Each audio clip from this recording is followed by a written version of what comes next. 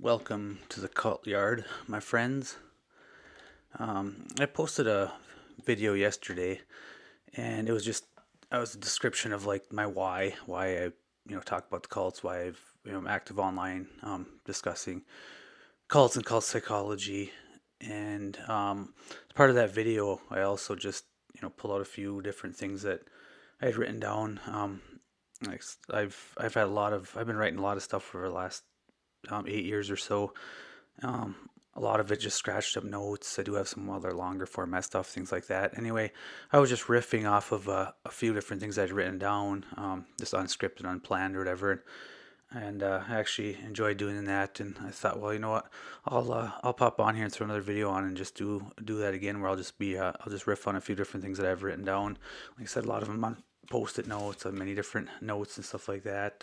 I do also have some other longer format stuff written and things like that. But I thought first, I do a little explanation of like the religion that I came out of, because a lot of people, may not know about not a lot about the Laestadian religion. So, for anybody that doesn't know, and it pops on here, some people are watching these are people already from their church or religion. So, I figure for anybody that's watching these that isn't aware of it, I'll give you a little brief overview of what the Laestadian religion is that I came out of. And so well, here we go. Laestadius, he was a pastor and administrator of the Swedish state Lutheran Church in Lapland, Sweden. He founded the Laestadian Pietist revival movement, and this is in the mid 19th century. Laestadius, he had met a woman in 1844, and she told him about her experiences on her journey to living faith. And he said that he first understood the secret of living faith after speaking with her, and he had a religious experience, and he wrote later that he had at last saw the path that leads to eternal life. And then after that, his sermons acquired a new vigor, and the movement spread then from Sweden to Finland and Norway. There were other pietist religious movements in that area too. In that time, seems like the Laestadian one grew the most, though, as far as I know. And then eventually this religion made its way into the U.S. As immigrants came over and brought the religion with them. And over the years, there have been many splits, as what typically happens with these type of religions. You get different people that have different thoughts, and usually get a couple of people that maybe a little charismatic, and a little more intelligent than some of the others, and they'll have their own thoughts, and eventually they'll have splits over time. But like this particular branch or sect of it that I was in was the old Apostolic Lutheran Church. And like I said, there's been many other splits over time after that. And this religion, like I said, pietist religions, have got very very strict. Some of the things that are sin is like music and playing sports, and women aren't supposed to wear makeup, and like I mentioned, their video they did yesterday too. I heard a elder speak years ago, and he said there's no reason ever that a woman should not have a dress on. Like, she should never wear pants. What's interesting about that too is that there's been people too who are online in different forums and stuff like that. Like, it's been mentioned a few times about what this elder said, but there's some people that I don't know. They'll say like, no, that's not true. There are times where we can wear pants and stuff like that, but I'm just quoting what I heard with my own ears coming from an elder's mouth. And and that same elder spoke too. He spoke about like women's shoes, and how they shouldn't have a heel that's big enough for a mouse to crawl under, which basically means you almost got to wear flats. And for some reason too, said that they shouldn't have an open toe shoe. Um, so women are supposed to have long hair and up in a bun. And I know other communities are seems like a little more lax than the one I was in, was a little stricter, because in some of the other communities, women would have their hair down and stuff like that. So like I said, it's just a very strict religion. All these things that if you do these things, these sins, you're supposed to ask forgiveness for it, and there's like a repentance movement where you ask another Christian in the church for forgiveness, and they forgive your sin through the blood of Jesus Christ. And there's a lot of hugging and weeping when this happens. So that's just a brief overview of the environment that I came out of. Um, Actually, I did an interview about leaving the religion probably a little over 3 years ago, and I'll post a link to that interview in the description if anybody's interested in checking out. It's just a little bit of my story. So um, I think, like I said, I thought it'd be interesting to pop on here and talk about a few of the things that I have written down in some of these notes. And One thing I thought was interesting is a few years ago, my wife was out at a store and she ran into one of the preachers from the church congregation that I was raised in, and he was asking her about me, and she said, "Well, you can call him and he'll talk to you anytime. Like he's always available to talk, and he's always interested in having open, honest conversations and stuff."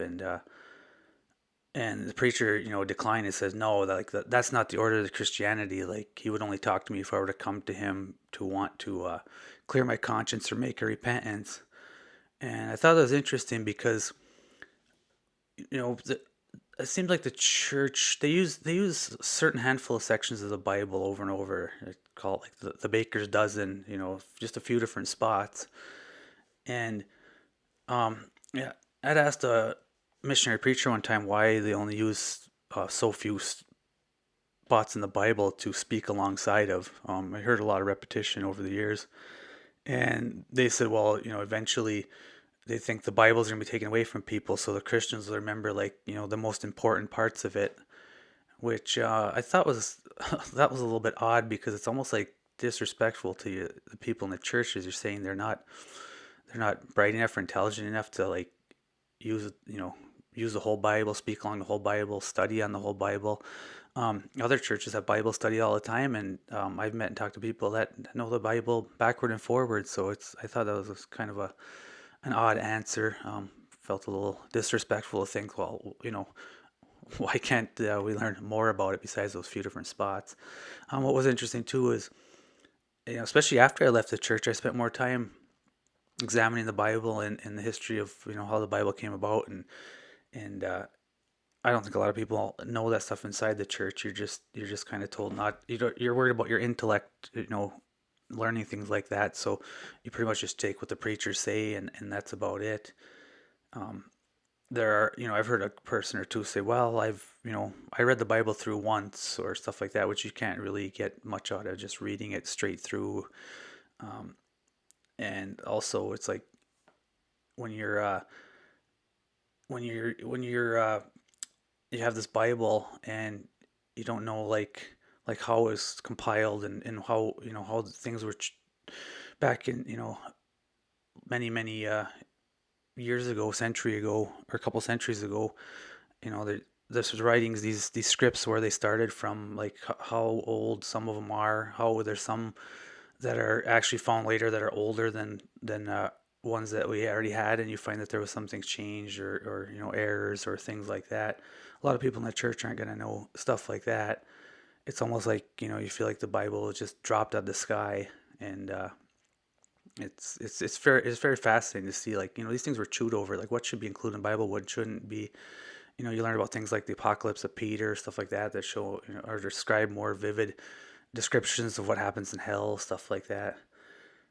So back to the main point, as I say, is that a lot of these spots they use over and over and over. Like the prodigal son was used a lot, and the parable of the Good Samaritan was used quite often. And what I thought was interesting too is, like, I was thinking about the parable of the Good Samaritan. It's like, when that preacher approached my wife and asked about me, but then he's not interested in talking to me or wouldn't call me or sit down to have a conversation or something like that.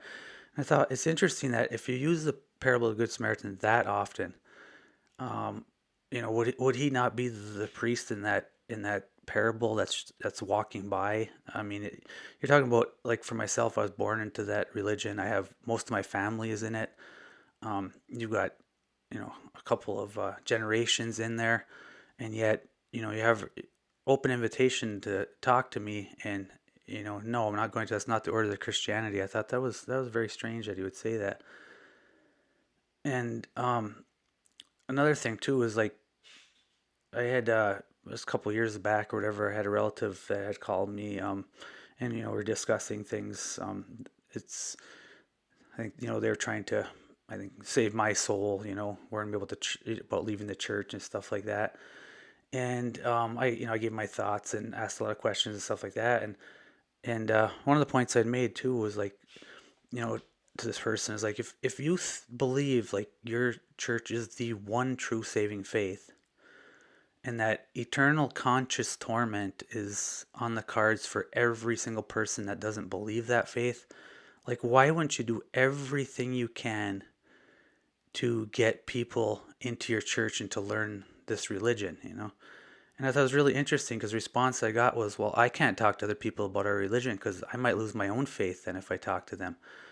And I mean, it kind of maybe chuckle or amuse me a little bit to think, well, where in the Bible does Jesus say, "Don't spread my word"? And if His word, or if God and Jesus is exclusively on the side of the old Apostolic Lutheran Church and that brand of Læstadianism, um, why would you lose your faith if you're talking to other people about it? Why would you be concerned about that? And also, if Jesus wants you to go around and spread the word and get as many people as you can into the right way to get to heaven, um, it just seemed funny that it's actually 180 degrees from what the stories in the Bible are. What Jesus wanting you to spread the good word, and it's like, no, I'm not going to because I'm afraid of losing my own faith. I just thought that was not really good understanding of what you're supposed to be doing. Um, Another little thing I had written here on a note, like I said, this is just some rambling and riffing on different things. So I don't have any scripted thing here where I'm very planned out. So I apologize for some of the odd pauses and the ums and the ahs or whatever. But anyway, on this one, I had written a note too here. Is um, over the years, I've heard people say like when somebody outside of the religion does something, or maybe does an act that's lewd or things like that, they'll say like, what a weirdo, what a sicko, what a pervert, stuff like that. But then when somebody in the church does stuff, right away they pivot to Satan. Satan's trying harder to work against the true Christians. So it's almost like you're not wanting to hold this person accountable or say, yeah, they're just as have just the same type of issues as somebody in the world, or like I always used to say worldlies. Even though people said don't say worldlies so much, you still hear worldlies all the time. And it's like you're getting hand wavy with that to say like, oh yeah, Satan is working so hard to get this person because he's a true Christian. But then somebody outside of the religion, when they do it, you know they're already Satan's own anyway, so they're just a sicko, weirdo, pervert, stuff like that. Um, this I always think it's interesting how like if you know somebody and they do something, then they get more of a free pass than a stranger that you don't know. It's things like that where when I hear that or heard things like that, I'd always kind of cringe. Like, it's not really well thought out. Like you're giving them a free pass just because they're a relative of yours or you know who they are, stuff like that. So, and then see, something else I had here was oh yeah, this is when people say things or talk about religion, or point out things that they find problematic with the environment they're in. Um, especially like I heard a lot, growing up in the church or in the church that I was in, is like when somebody does something or whatever, and they're have left the church already, and then I shouldn't say does something, but somebody has left the church, and if they speaking out or saying something, well, I found this problematic, or this didn't work for me, or whatever, they'll just say things like, oh, the devil has them. It's just another way to get hand wavy to say, I don't want to think about what they're saying. It makes me uncomfortable, so it's easier just to say, well, devil has them. Or if you do point out something problematic, always, he's an evil worker, and it's another thing that said getting hand wavy. It's just like, well, he's evil worker, and you can dismiss anything they say. You never have to consider it, because considering what they say or thinking about it, or going on the path of trying to dissect what they've said and see, does it make sense, could I possibly be wrong, stuff like that is too scary, and for people, because like they want to hold on to what they believe so much, because they have so many reasons that they, the fear of, what if I learn something new, and then, if I bring things to my family might not be around me, I'll get labeled an evil worker, stuff like that. So it's easier just to dismiss people, and then you look at them in a different light, and which is actually, it's cruel, because you're throwing, the devil has them, or they're an evil worker. You're demonizing somebody when all they are is just, wanting to learn and grow, and willing to take in new information. And then also, if they find new information or evidence that contradicts things they've heard, they, may want to pivot or whatever. But these religions, they hamper your ability to critically think, because they want to keep you from information. They don't want you to think like, is there possibly another explanation for this? Is there evidence against this? Is this wrong? And like I talked about that in the video I posted yesterday, a lot about that, about why people are afraid of information or fear information, and why preachers in religions like that condition people to fear information, is because you want to keep them locked into this thing which you think is the right way. But if it is the right way, shouldn't it be able to stand up to scrutiny? Shouldn't it be able to stand up to other information? If you feel it is the right way, should there you shouldn't have to be afraid that, you know to look into things. And then it's like, you must not feel super confident that it's 100% accurate, because if you thought it was 100% accurate, you wouldn't worry about what people look at or read. And let's see, what else did I have here. Oh, another thing I had written down too here was about thought stopping. So much of what happens in these type of high control environments is that, they don't want you to sit there and dwell on something, or consider things, or critically think about things. So, a lot of times they'll just simply say, like, just believe, and then the understanding will come later. And if you just believe what we're saying, you'll understand this later. But what I've noticed or observed is that, actually, all it is that you would have to just do all the mental gymnastics required to believe what they're saying, and you'd have to retreat from information that contradicts what they're saying. So I always thought that that was just illogical to do it that way. And you'd hear people too that, like a preacher might say, surely nobody here, would prefer to hear one preacher over the other, or stuff like that. And then later, if I'm visiting with people, somebody say, well, actually, I like listening to so and so, or whatever. And then they'd catch themselves and be like, oh, I shouldn't say that, really. They'd feel like embarrassed, like, oh, I shouldn't say that. And, around certain people from the church, and that, like, I got to trust the preachers and stuff, things like that. So it's like, whatever thought you are having, you gotta stop that, and you don't want to dwell on it, because it's like the preachers already said this one way, and you have to believe that, since it was inspired a word of God, and they were speaking that behind the table, and God's saying that, like, oh, who am I to have a different thought, and that fear sets in on people. And it's just unfortunate that, that thought stopping, I think, was one of the things, like I said, the cognitive dissonance from thought stopping. It really wore on me over time, because especially when I hear logical fallacies, or things I knew to be incorrect, and I'm thinking, well, they tell us that the Spirit is working through the preacher. It's like, well, how am I supposed to believe that when I hear things that just don't make any sense, or are wrong, or illogical? Or, even a funny, silly little thing was, many years ago, there was a preacher that was he was preaching against bodybuilding and working out and stuff like that, and weightlifting. And I just thought it was funny, because he was saying some things that, clearly he didn't know anything about, what he's talking about. And I thought, well, that's odd that, God is working through him, and these are God's inspired words, and yet what he was saying didn't make, like, he never had any clue about, like, what weightlifting, bodybuilding is like.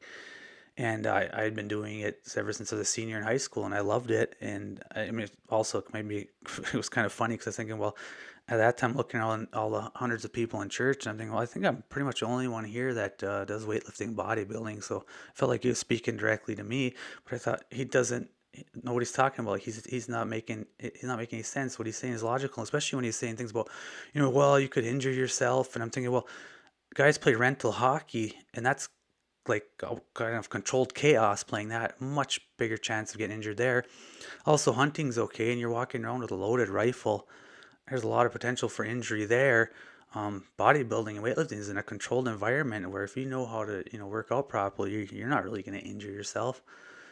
And also, he's trying to say things about, well, might become in love with your own body and all these other things like that. And it's just, for me, it's just like, it's all about fitness and health. And it made me feel good and stuff. And I thought it's funny that, God's worried about somebody weightlifting when there's children with cancer out there, or there's starving people, and yet we're in church preaching against the way a person likes to work out. It's just one of those absurd things that, especially later when you think about it, it's like just such an absurd thing to talk about. Let's see, what else did I have here? There seemed like there was one other thing I want to talk about before I head out here. It says oh yeah, this is another one I'd written down too, is gaslighting, which gaslighting happens to people that leave quite often. I've had it happen to me many times too, where it's like somebody knows that what you're saying is true, but they don't want to admit it because they don't want to let you have a win, or in a conversation, because, well, you're the evil person that left. And when you have somebody gaslight you, like, or even like preachers, I've heard preachers say many times too, like, people that leave the church, they're not truly happy. They might tell you they're happy, but they're not really happy. And you have to condition the congregation to believe that. So even if somebody says, like, no, I'm happy, I'm healthy, like, for myself, I am the happiest and healthiest I've ever been in my life. I feel like I'm truly aligned with myself. I I love my life. Like, I feel great. And of course, they can't believe that because you left the church. There's no way you could be truly happy. The preacher's been saying for years, people outside the church aren't truly happy. They're just fooling themselves, and like, they're headed to hell, and they might think they like this or that, but they don't really like it. Like, it's, there's Satan has a hold of them and stuff like that. Um, it's just one of those things where, like I said, they have to believe it because the preacher says it, and it's like they think God is speaking that. But for myself, I think about that or dwell on that. I'm like, in no way at all do I feel captured by Satan. Do I feel unhappy? Like, truly, 100%. I feel so, like, my mind in the last 6 years has been completely free. Like, I am living my best life ever, as best life yet, as Oprah says. um, there's no part of me at all that has, Satan has, or I'm trying to do evil work or anything like that. It's just, like I said, it's one of those silly things that they have to condition you to believe, and you have to believe it because you don't want to consider that, you know, they really are happy. It's like, how can they be without this religion, and how can they be happy knowing they're going to hell and stuff like that? But I mean, in that case, I would say, examine examine the history of hell. Where did the idea come from? How has it morphed over time? Do you know what Gehenna is? Things like that. I mean, are you afraid of a place that actually exists, or is it a man-made construct? You can trace things back. Look at mythology.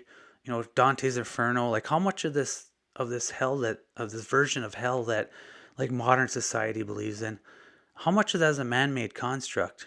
Stuff like that. Or it's like you're afraid of something, but don't be afraid to look back and see where could these ideas come from. Examine mythology, stuff like that. Um, if there's a God that's going to send you everlasting, conscious, eternal torment because your skirt was a little too long or a little too short, but it's like your mind's captured by something. So don't be afraid to examine it. You may find the truth rather than believing in what some, not only some odd guy running around the woods in northern Sweden came up with, and then his second in command tweaked the religion a little bit more, and then over time you get more hands in there and more people come up with ideas and stuff like that. It's like, are you living your life to satisfy the ideas of a few different people plus the little group of people that have been conditioned to believe these weird things? Stuff like that. You shouldn't be afraid to dwell on that and think on that and critically think about it. And also, like, they're talking about when you leave religions, like if you leave that religion, it's like, oh no, he's lost everything. He's lost everything and he's on the road to hell. I listened to a Mormon guy that was giving a speech to a youth conference too, and he was talking about, well, if people leave other religions out there in this world, they don't really lose anything because they weren't in the right religion anyway. They weren't in the one faith. And he said, if you leave this, Latter-day Saint religion, you lose everything. Now, you listen to sermons of other organizations, Jehovah Witness, etc., all these other cults. They say the same thing. If people leave these other religions, no harm, no foul. They weren't saved anyway. But don't you leave this one. It's always this control. And like I've said in my video yesterday, I'm sympathetic to the fact that people are stuck in these environments for right reasons, and there's a big price to pay if you want to leave. It takes time to work your way out of these things, especially rebuilding your life, stuff like that. So I can understand how that can be hard. But I would just say educate yourself, read everything you can get your hands on, examine mythology, read, Socrates, Plato. Like I said, if you read books on Bart Ehrman's book, Heaven and Hell is really good. His book Armageddon is really good. There's plenty of other books out there too that, Examination of the Pearl too. It's another one that was written by a guy that was in the LLC version, another sect of Læstadianism. He educated his way out of that religion too.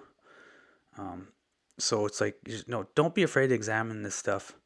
Like I said, they'll warn you. You may lose your Christianity if you learn new things. You may lose your faith in strict like cult type religions, or different like strict cult Læstadian religions, but you may be on your path to truth.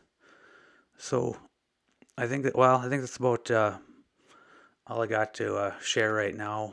I'll probably pop on here again in another day or two and drop another video. Appreciate you stopping by, and I'd really appreciate if you'd subscribe and hit the notification bell.